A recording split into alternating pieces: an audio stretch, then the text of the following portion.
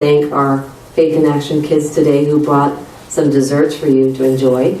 So please be sure to take some if you haven't already. 3 weeks ago, one of our speakers in the series called me to find out if we were still doing the Respect Life series for the October. And after I was scrambling, wondering how it could already be October, I started making some calls, and in one day, all the speakers lined up. So I knew the Holy Spirit had a role in this. So I want to thank Charlie Hoffman, because he was the one who gave me that call. He was probably prompted by the Holy Spirit. Our flyer references 2 Bible references that he quoted in some of his work. One was from Isaiah, which was a subheading for my flyer, making his life as a reparation offering. And then also a quote from the New Testament, James chapter 2, verse 13, mercy triumphs over judgment. Little did I know that yesterday's first reading would cite to that same Old Testament scripture of Jesus giving his life as an offering for sin, and that today would be the feast day of St. John Paul II, a missionary of divine mercy. So, I'm just an instrument. Tonight's guest speaker will speak to the impact of just one person in courageously living out their convictions in support of life in the womb and bringing others along to make a tremendous difference in changing hearts and minds. Live Action was started by Lila Rose, who at 15 years of age decided she wanted to expose what abortion really does to the preborn child, and with friends set about to produce an undercover investigation of the abortion industry. Tonight's speaker, Lauren Merz, is Director of Development for Live Action. She has been fundraising for the conservative movement in the Washington, D.C. area for over 7 years. Since April of 2014, she has been building Live Action's strategic development and marketing programs. She travels the country sharing Live Action's work and mission, while also speaking on pro-life and cultural issues. And she is a wonderful advocate because she is the oldest of 14 children and comes from a retired Air Force family. Please welcome Lauren Merz.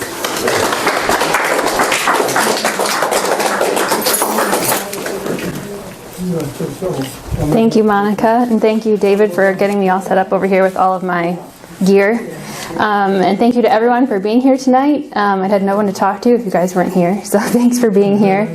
And how beautiful that we get to be here on the feast of John Paul II, who is such an advocate for the preborn, and wrote the beautiful encyclical Evangelium Vitae in total defense of life from fertilization to natural death. As Monica mentioned, I've lived and worked in the D.C. area for just about 8 years now, working for Live Action for almost 5 already.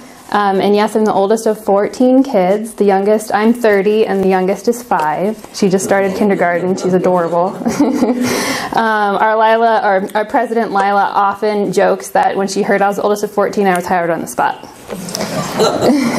I come from a generous military family, so my parents were always a great example of giving back to the country, giving back to the community. I attended Christendom College in Front Royal, Virginia, which many of you have maybe heard of and maybe even support, so thank you. It's a great liberal arts school. Our motto there was to restore all things in Christ.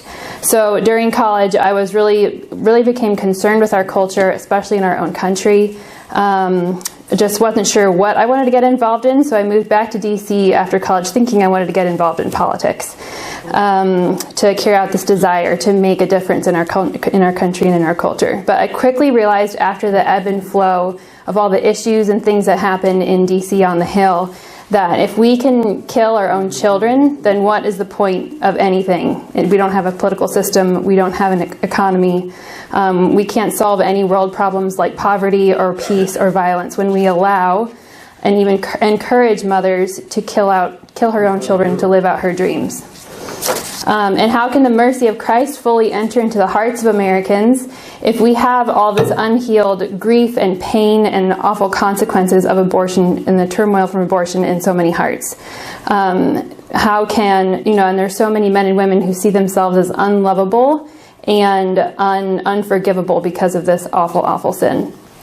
And when we devalue the lives of ourselves and the lives of others, it seems impossible to be worthy of love or mercy or the forgiveness of Christ. The killing of preborn children has become a block to abortion, or abortion has become a block to the gospel itself. I believe that to really save preborn children and to protect and heal mothers and families from this awful violence, we must inform and integrate in our culture. People need accurate information on abortion.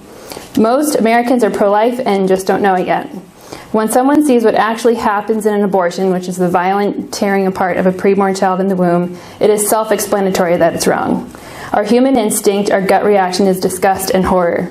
But the reality is that people are never even confronted with this truth because abortion is hidden behind closed doors and trite phrases such as abortion is a private decision between a woman and her doctor and protected under the call for women's rights. But there is no such thing as a private decision. Our actions always affect those around us, and they are never isolated. There is no isolated evil or sin, but there's also no isolated good. Every action, good or evil, has resounding effects to those around us. While abortion may seem like an overwhelming evil, our actions in this fight have an even greater effect than we imagine. And I believe our efforts in the pro-life movement have a greater effect now than they ever have before. We have the winning side of truth, grace, and mercy that will transform our nation, and the opportunities before us to make an impact are ready for the taking. The injustice that has been able to thrive over the past 50 years is because people don't actually see what happens in an abortion. They don't know what happens to the preborn child and the consequences to their mothers. Like so many other human rights injustices, such as slavery, the injustice continues until someone sheds a light and shows the victim. For example, there's an image of whipped Peter. I don't know if you guys have seen it. It's a Civil War era photograph taken in 1863. And after 10 days of evading the hunters because he escaped from his plantation, he was finally granted sanctuary. But there was a doctor in the camp that he fled to, and the doctor took a picture of him with his shirt off, and his shirt is just completely covered in just awful scars and wounds from all the beatings that he received as a slave. And before long, this image, the doctor took it to Harper's Weekly, and the image spread all over the country. One reporter described the picture as a testimony against slavery more eloquent than any words, and none but the hardened natures can look upon it unmoved. And that is exactly what Live Action is doing for the human rights and justice of abortion. We are presenting the truth about the victim, the preborn child, and we expose the truth about the systems that perpetuate this violence every day. We give people the opportunity to think and feel about abortion in ways that haven't been presented to them before. We move people to have that oh my gosh moment in their hearts and truly see that this is a child to protect. And we do this by informing people. Words and images are extremely powerful, most especially when they are words of truth. And we have to reach people with the truth where they are, on their phones and computers. Live Action has the largest online following for the pro-life movement. We have 2.2 million followers on Facebook alone. That's way more than Planned Parenthood. They have like 900,000. Live Action consistently creates and distributes beautiful, thoughtful, and provoking pro-life videos and articles that are designated to create those moments of inspiration and realization. We show and celebrate the humanity and dignity of the preborn child and expose what abortion really does to that child. We tell stories of brave mothers who chose life despite awful circumstances like rape, and these stories give other women hope. We tell inspiring stories of babies who defeated the odds against them. We tell stories of babies who are misdiagnosed and the mothers who are pressured to abort them and how they proved everyone wrong by being completely healthy. We also create and publish more provocative content like our investigative videos that show the corruption of the abortion industry. Like I mentioned, there is no isolated evil. Planned Parenthood and the abortion industry have created an entire system that protects and perpetuates this great human rights abuse. Not only does the abortion giant Planned Parenthood kill nearly 900 preborn children every day, they also cover up child sex abuse, sending sex trafficking victims back into the hands of their abusers. They lie to women, telling them how little developed their child is in the womb and the consequences their child will suffer at abortion, just to make a profit. And they take donations for race-specific abortions. So they'll take donations for a child who's black versus a child that's white. And children who survive an abortion attempt are often left to die.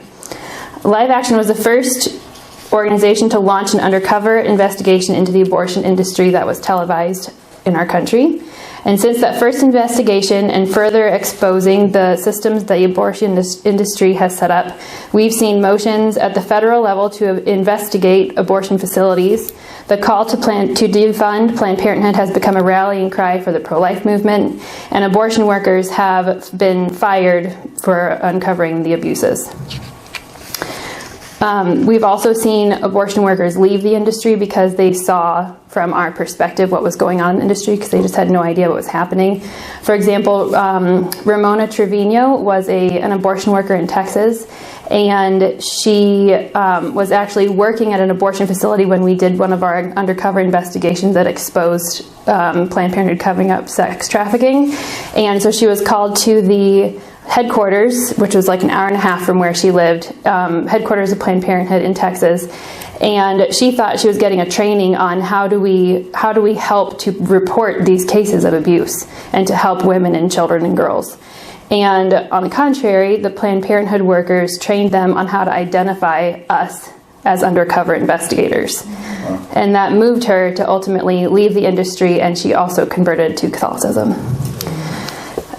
We have to continue to expose the evil of abortion in the abortion industry because they are a system protecting abortion, and we have to focus and continue to focus on showing the victim. You have to show the child. Live Action also launched the first medically accurate animation videos of the 4 most prevalent types of abortion. And these videos have become the most viewed and most viral pro-life videos in the history of the movement. Collectively, the videos have over 1 million views online between YouTube, Facebook, Twitter, and Instagram. These videos feature former abortionist Dr. Anthony Levatino. Dr. Levatino himself performed over 1,200 abortions.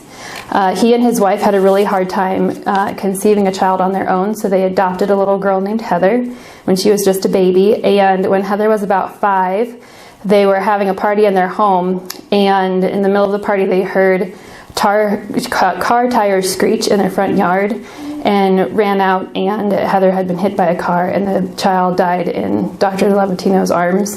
And when he went, so this was a couple weeks later, he finally went back to work to perform another abortion, and he tells the story about how he pulled out a little arm and a little leg, and he just knew it was someone's child that he had killed, and he didn't perform another abortion, and converted also to Catholicism through the pro-life movement.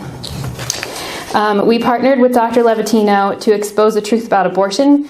We collaborated with him to explain the procedures and show the tools that are used, with medically accurate animations at the bottom that show what's happening in each abortion. So it's not too gory, it's not too sterile, it uses your imagination so you just see for yourself what happens in the abortion.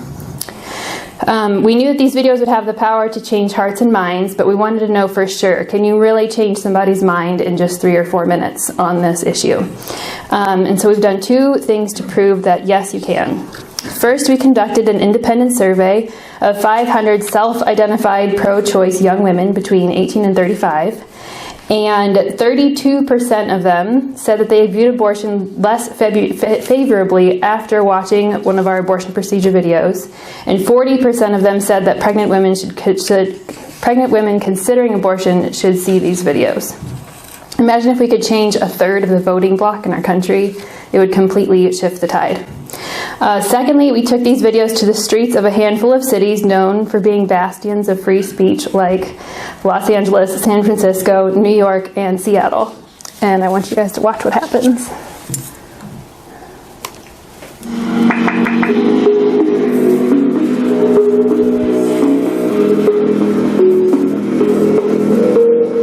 What do you think about abortion? I'm like hella liberal, so it's like like, obviously, I'm pro-abortion. There are times when you do need abortion and it's up to that person and their rights and what they want to do. It's our body, it's our decision, right? If you're young, it's probably a good thing. If you want to go to college, it's hard with a baby in college. And would you identify as pro-life, pro-choice, or neither?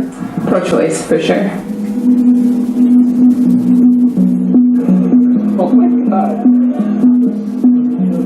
I had no idea this is how abortion takes place, right? Looking at that video and the way it was performed, yeah, it's an eye-opener. So, no, I don't think any kid, any baby, any infant, any fetus should go through that. No. I mean, it seems just in general, anytime you have to kill something, it's inhumane. So are you saying this is a human life? I mean, it's definitely present, you know? I mean, yeah, I guess, like, even if you can't afford to, if someone can take care of these babies, I guess, like, don't abort them, you know? The videos that you guys showed me has changed my mind. Yes, circumstances, it still makes it hard, but because of the video, I think I kind of have, like, a better idea. And I felt bothered by it. Kind of like had a little change of mind, being middle of the road, to saying maybe I would not be for abortion, no matter what the circumstances are. After especially seeing this video, I realized abortion is really wrong. Yeah, really wrong. Wow. I had no idea the process was like that. But it seems like they're more humane when they put down animals. It's scary to see, and I hope I will never have to do that, or I will never do that from my point now. So you changed your mind, it sounds like, from... Yeah, well, it's hard to say. I mean, I could never say, like, not do an abortion for 100%, but probably 99%. Yeah. Would you say that this video changed your mind at all about abortion and your Absolutely. I've never seen it in detail like this. And who do you think should watch these videos? I think everybody. You know, I see especially the young girls growing up. I will show this to my daughter, that this is how they abort children. Before a law is passed, I think they should include videos such as the video that he showed us. And I'm pretty sure that a lot of people would change their mind based on it. There's so many other options apart from abortion, and I know it sucks and like the consequences and how it happened and why you might want an abortion, but there's always another option, and you just got to suck it up because it's a life.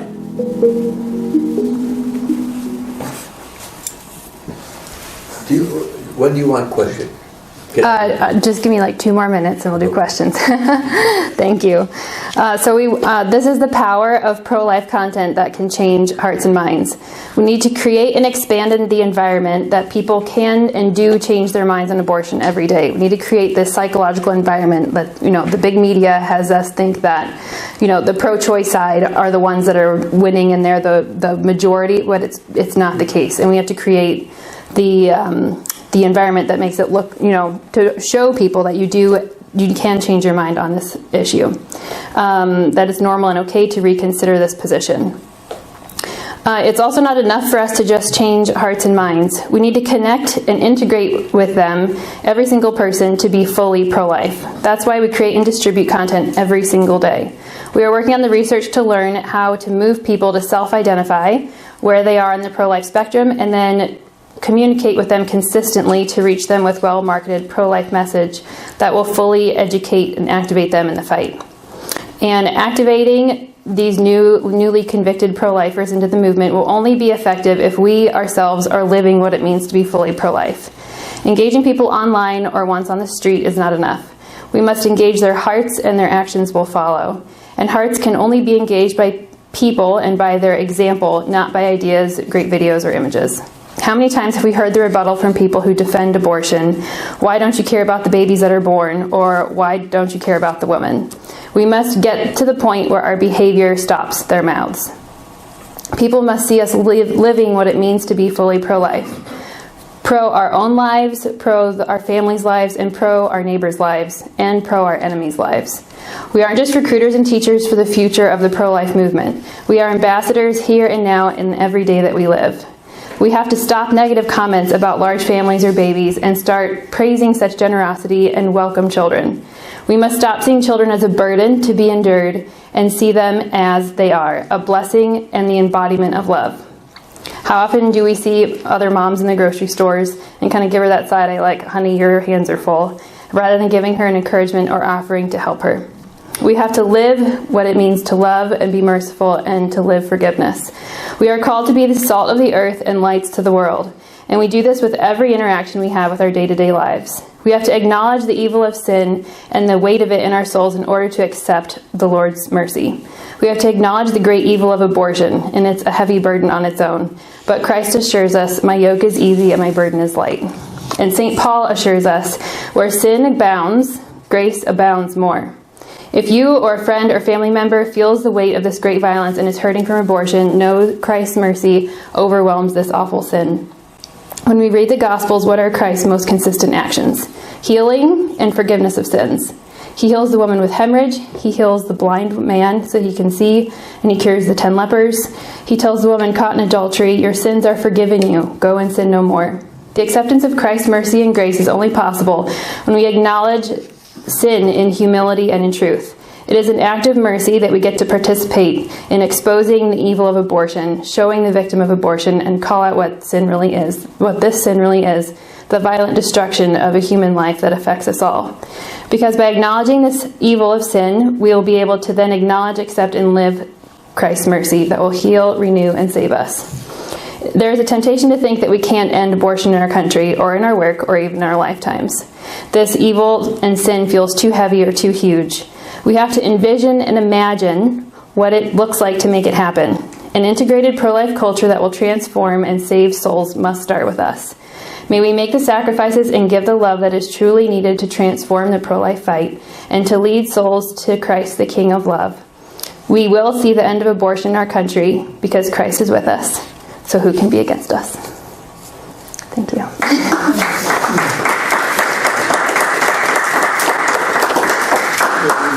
I'm happy to take questions.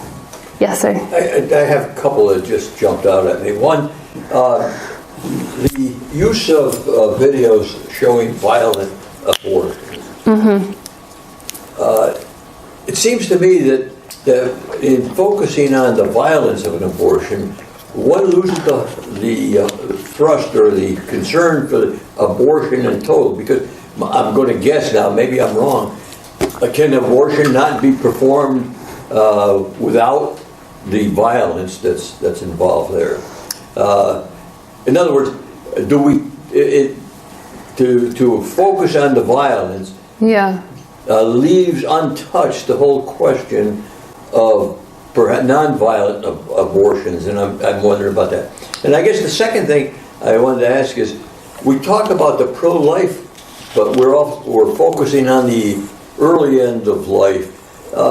When does a concern for life focus on the other end, on the end of elder people? Mm-hmm. And I realize that the most interest is in abortion, but there is the other end, with euthanasia and planned deaths and so forth. Mm-hmm. That's a couple things that just jumped out at me. Those are great questions. So the first one, whether if we are showing the violence of abortion, if you kind of lose the, I guess, impact that, abortion worldwide makes. If you go to abortionprocedures.com, where we have the 4 kinds, that's each of the 4 most prevalent kinds. And the first one is, of course, the abortion pill, which in theory seems like a more, less violent form of abortion, and it is one of the more prevalent ones that's used now. But it's never a harmless act. It is always a violent, tearing of the child from the mother's womb every single time, no matter what stage in pregnancy that the child is killed. So it's not just it's showing the humanity of the preborn child and the violence that child is enduring. And then also showing how much a woman is affected by abortion, mentally, spiritually, physically, etc. And then to your question, you're right. I don't cover the issue of euthanasia and assisted suicide and all these awful late in life issues that are becoming so much more prevalent in our country. We need another organization like Live Action that covers just those issues, because you have to be pro-life from fertilization to natural death, no matter what. So, yes. Well, I don't know if you could tell us what can we as parishioners here do to support your work? Or thank you. Yeah. Well, check us out and share us with your friends. Just getting the word out. A lot of people don't know about Live Action. They don't know about the work that we're doing.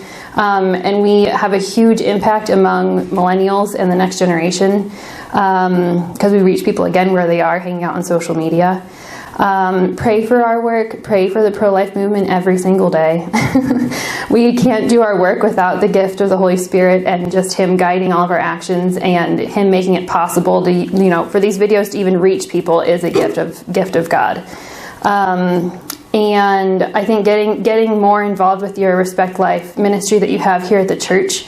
I'm sure you have tons of awesome resources, Monica, of people in the area who are looking for help, who need the support, young mothers, who have maybe suffered from abortion. Almost all of us know someone who has had an abortion or is suffering the consequences in some way of a sibling who's lost, a grandchild that's been aborted, etc. So helping to, be brave enough to have those conversations and to lead them to the resources that help heal them, help them to get therapy, and help them. They have to go. Everyone needs to go through this sort of grieving process. That it hurts and it's hard, but it's the only way that you can really heal fully and experience Christ's mercy in full. Yes, sir. See, I think it's pretty clear that when there's conception, there's life. Mm-hmm. Yet we in this country have never accepted that, even in Congress. Right. And there is where the fight should be made, particularly in our country. Mm-hmm. You can't get Congress to pass a law that says once conception takes place, that it's a human person. It is not a life. And we don't do enough in the political arena about that, because there's a large population in this country that agrees that abortions are okay. See? Yet that conception that takes place is the life of an individual. And a lot of people, from that point on, yes, that's what it is. And a lot of people don't know that. We can't legislate that. And so that's where the fight needs to be.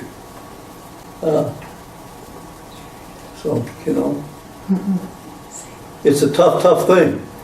It is. Yes, sir. So I'm curious, have you attempted, I'm guessing you did, to get on YouTube? Oh, we are on YouTube. You are? And they don't edit or...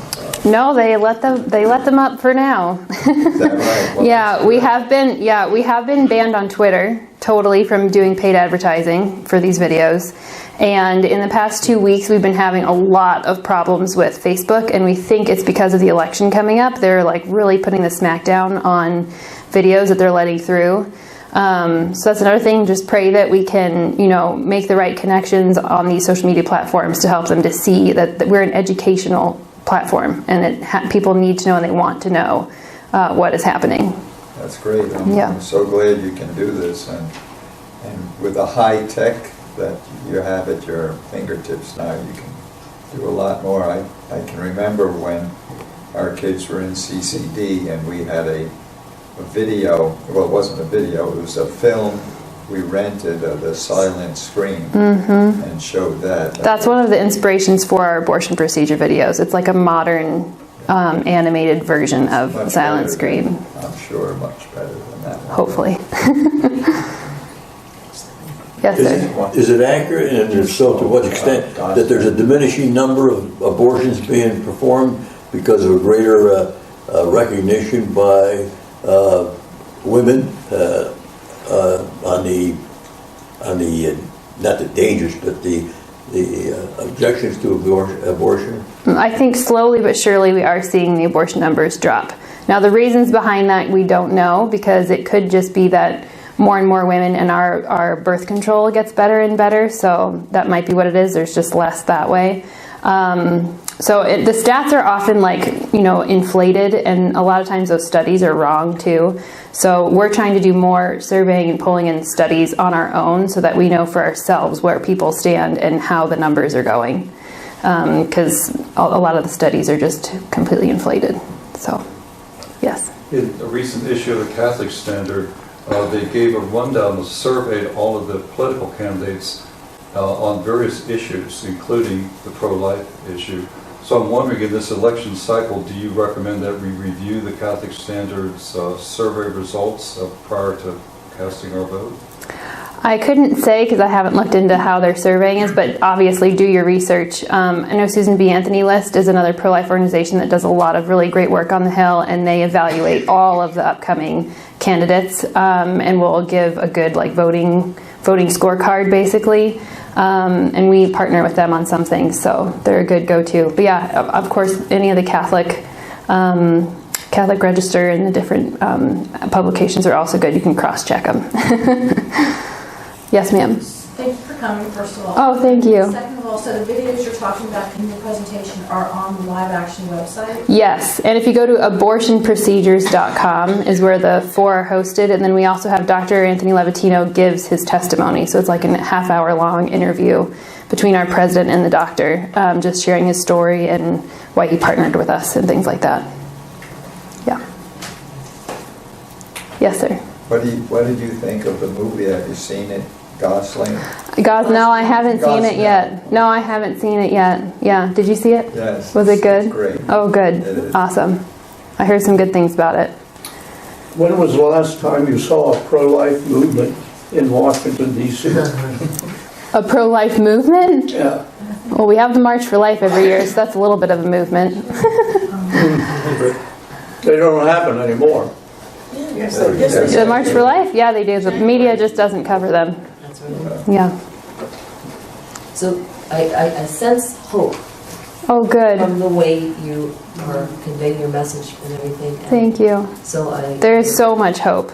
Yeah. So you are seeing results. We're seeing amazing results. Just by the interviews, if you had more people doing those kind of interviews, yes, showing people. Right. We're actually building, we're calling them our ambassador team. So we're building this digital army basically that we're going to train them how to do these videos on the streets and get them all over the place. If Planned Parenthood and these environmental organizations and gay rights can be on the street in front of metro stations and everything with their iPads, why can't we be in front of them with these videos that we know changes hearts and minds? And I know that Lila was 15 when she had this inspiration to do the undercover videos. How old is the team? The team that you have. What's the age range? The age range. We're most of us are in our 20s and 30s. The oldest guy on our team, I think, is 45. Youngest is probably 26. Yeah. So you have some nice young faces there. We do, yeah. And we're getting ready to hire a new social media manager, a new assistant, and we are also going to revamp our intern program. So we can send people our way so we can train them up on our messaging and tactics. And how many states are you in right now? We're national, so we have over half of our team works remotely actually. So we have people all over the place: Washington State, Illinois, Texas, California, Kansas, Virginia. Yeah. Where are you headquartered? So our headquarters are in Arlington right now. Yeah. Yep. Why haven't we heard much about lawsuits against Planned Parenthood on the basis of the Hyde Amendment, which precludes federal funds to go to them for abortion? I think they get paid out. Why aren't associations like yours taking on that challenge to sue to enforce the Hyde Amendment? Right. Well, it's not within our mission to do that. There's so many good things that need to be done in the pro-life movement, and we have to stay really strict with, it's called mission creep. When you're a nonprofit organization, there's so many awesome things you could be doing. So with something like that, we could maybe do, some more investigative journalism, and we have done that, where we show that Planned Parenthood was sued, or just court cases that happened that Planned Parenthood was involved with, we help expose.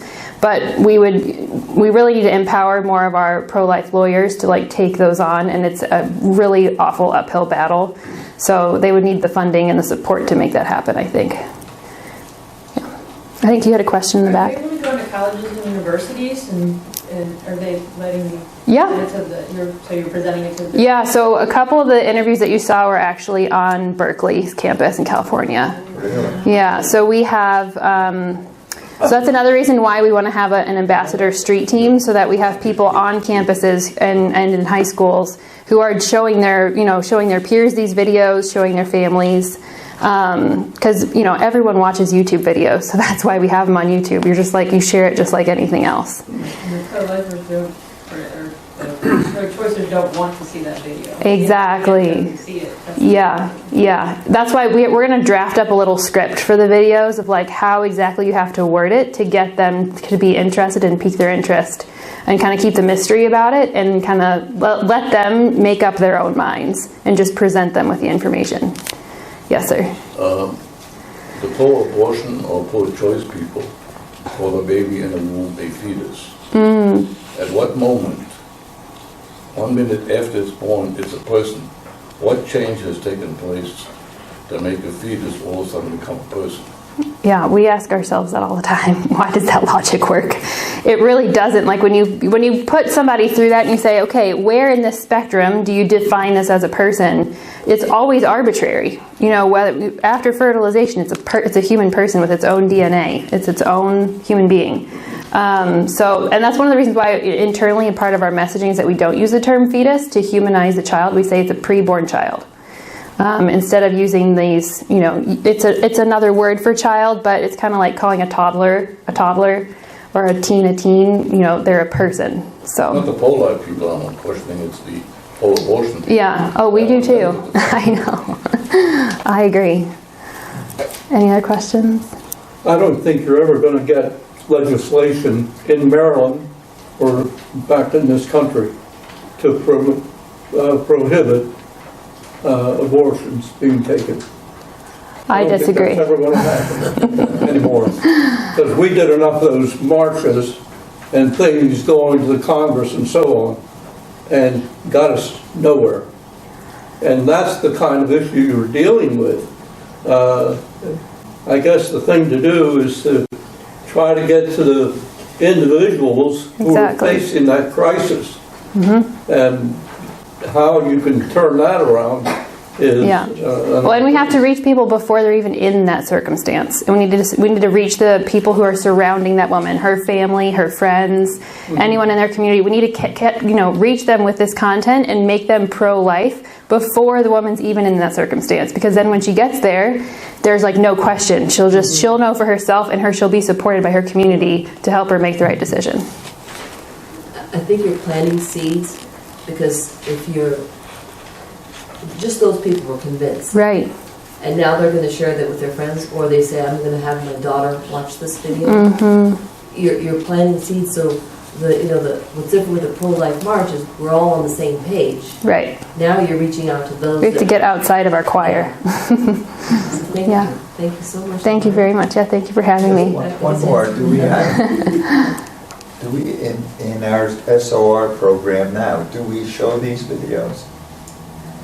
We have not shown them, no. Is there a reason? No, I would have to get the pastor's permission, but, Yeah. No. Well, hopefully this talk and the video will be on our website. Great. So we can refer people there. Awesome. Yeah. Well, thank you all for having me. Thank you.